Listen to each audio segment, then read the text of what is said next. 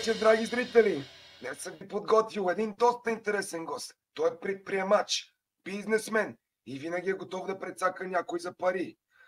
Представям ви Дренчо Цървуков! Здравейте, здравейте! Добър вечер, Дренчо! Здрасти, Авраме, благодаря за поканата. Няма за нищо, няма за какво. Все пак популярен си, интересен гост ще бъдеш и хората ще те харесат. Как си, Дренчо? Как да съм? Добре съм. Излизам точно от бизнес среща. Искаш ли да идем седнем там, да ни е по-удобно, сипеме по нещо да пиеме? Нека. Айде, заповядай, това диванче тук. Твое. Опъвай Благодаря се. ти. Също така взел съм ти една малка наградка. Предприемач, едно чукче да си имаш. Мерси много, Авраме. Заповядай, да си го ползваш със здраве. Настанявай се, както ти е удобно. Всички ние знаем, че се занимаваш с бизнеси. Кажи да го еба, как да стане такъв успешен бизнесмен като теб? Така, сега ще кажа, Авраме. Трябва ти дисциплина и последователност. Без тези две неща си на никъде. Само знаеш кога му останеш успешен бизнесмен? Кога? Когато животът те удари. Какво имам предвид? Имам предвид. Нямаш пари, имаш семейство, няма как да ги изхраниш и тогава животът удра много лошо, да знаеш. Аз бях много мързелив. Не исках нищо да правя. Родиха ми се дечица, нямах пари. Обаче се осъзнах и ето ме тук. При тебе, за сега един от най-успешните бизнесмени. И аз бех мързелив, непокист, мързеше ме да учим. Карах тир. Ма минал за минал, трябва да гледаме напред. Мислиш ли за някакви инвестиции в града да направиш? Разбира се, че ще направя инвестиции, но добри инвестиции. Там, където има пари, където има хляб. Защото, драги зрители, не забравяйте, търсете там, където има хляб. Не бъдете мишки, бъдете лъвове. Имаш ли жена до себе си? За съжаление нямам. Но веро, нас за двете и никой ни не ще. Не, че никой не ще е време, не. Жена ми почина. Аз имам 3 брака, при мен беше тежко. Но сега никой ме нещо. Честно ти казвам. Аз никой не искам. Имаме една много интересна тема. Тя беше зададена към зрителите. По наше време не беше толкова популярно. Какво мислиш за трансджендерите и за гейовете, бе, човек? Нямаш такива неща на младини. Против тях съм. Или ако е имало, сте броят на едната ти ръка. Сега ще ви кажа, то съм против. Както Бог е създал Адам и Ева да бъдат заедно. И те са мъж и жена, за да може да има потомство. Така трябва да се остане света, драги зрители. Не може мъж с мъж да бъде и да се възпитава дете. То се психиасва по този начин. И обратното. Не може мъж да се прави на жена. То е невъзможно. Съгласен съм. Не трябва да има такива неща. Мъж и мъж. Не. Трябва да е мъжът и жената. Както го пише в Библията, аз съм религиозен, както виждаш, имам кръстче на себе си. Това е най-важното. А за трансджендерите, където сменят пола. Това е психиасала работа. Само да кажа, по сведения на учените и различни изследвания, това е психическо разстройство. Това не е нормално. Не е възможно да бъдете мъж и да искате да сте жена. Разбирате ли? Напоследък чувам за доста случаи. Промяна на пол, така и така. Не мога да ги разберем. Дават 1000 левове. Ма то има и хапчета всъщност, Дренчо. Замислял ли си? Хапчета, хормони. Всичко измислиха от този живот. А време, по комунистическо време нямаше такива работи. Не имаш такива. Кой е с бой? Те това беше. Да. Да не кажат хората, че сме комунисти. Не. Ние не сме комунисти. Ние сме живяли в две такива ери, в които може да избавяме от демокрацията хубаво и от комунизма хубаво. Точно така. Дайте малко да обърнем темите нещо по-забавно, по-така. Абе, интересуваме ти, като одиш да пикаш. Абе, пиеш и Виагра си не препикваш обущата, бе. Що аз почнах вече ги препиквам всеки път, бе, човек. Няма време. Още ме държи. Абе, бе, и аз почнах да взимам апчета тако. Намокни сандалите да го ебам, мани. Тегаво си е, Дренчо, тегаво си като отрате човек. Много Така зле е. ми стават нещата. И те това е. Абе, искаш и също да си поговорим за някакви пиянски истории, бе. Имаш и някакви такива. Господи Боже! Разказвам ти веднага. Една нощ бехме у кръчмата с едни приятели. Това още по байтошово време. И аз бех пиян, много пиян.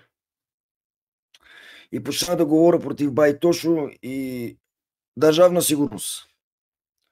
Уния като разбраха. Тръгвам да се прибирам. Извинете ме, момент. Прибирам се, фанаха ме пред нас, ми струшиха от бой.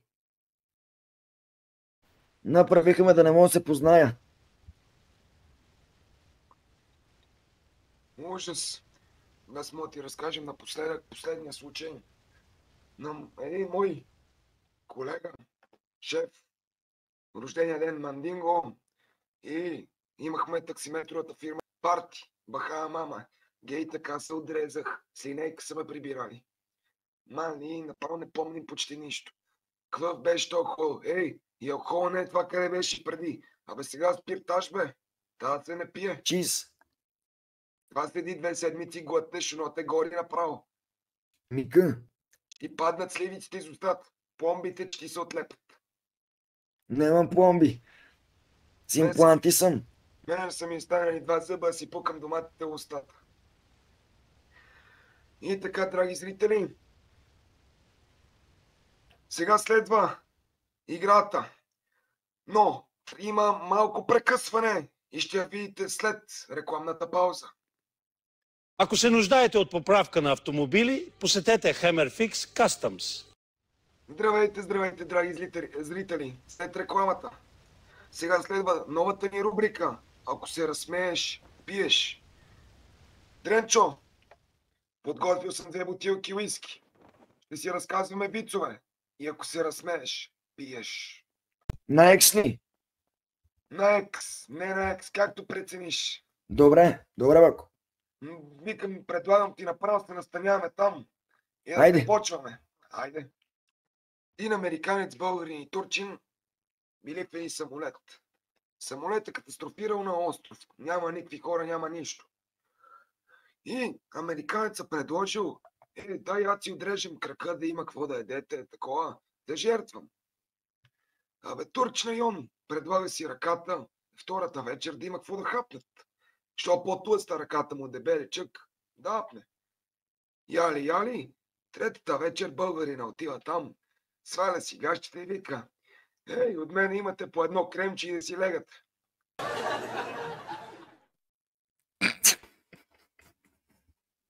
Че тебе пенсионера са трябва да пием. Засмее се, айде да сипваме тук. Я че пием с тебе. Що ми е жадно. О, мани. Стига се на гъла и бе, свиньо. Ти вземеш чай и паднеш тук. Слушам. Така. Слушаш ли? Да. Събрали се видни архитекти, строители, инженери се хвалят за срокове на строителството. Минавайки пред Empire State Building, питали американец за колко време е построено, он е казал, няма 2 години. Минали пред Афелата кула и французино казал, година и беше готово. Българино, дошло време на българино и разходи ги по НДК и уне са се заяли. И питали, бе, Гани от тази сграда, за колко време построихте, бе, да го еба. Обранал се, он е казал, бали му майките, она вчера нямаше. Лелей. Мали е, бати вица. Абе, май време и да пиеме. Сакаш и двамата да си каме по едно на здраве. Пали, бе, алкохолик. Я се напием.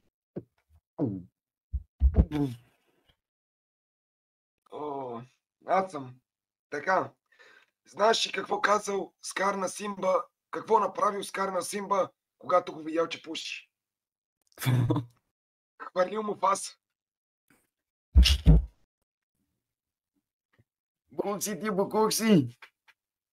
Фончи, пиеш ли, бе? Не, че те гледам. Айде, напием ли с тебе? Айде.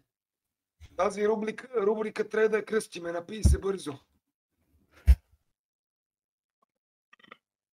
О, Баба майките. а ние няма и разредител. Слушаш ли? Да. Знаеш как се нарича еврей с дървен крак? Как? Факла. Мали! Викам тук да посправяме да попиеме, защото много че стане. Гътей, Тука. гътей. Уф. Я почнава от съм, бе, да го еба. Така. Знаеш какво се напише на риба, когато превиши скоростта? Какво? Виж. Не се да смех, букук пръсен. Няма да пия, значи аз няма да пия. Най, слушам те. Така, чакай. Да се сетим. Ти си ги позабрал от едно време, не знаеш някой виц. От едно време не.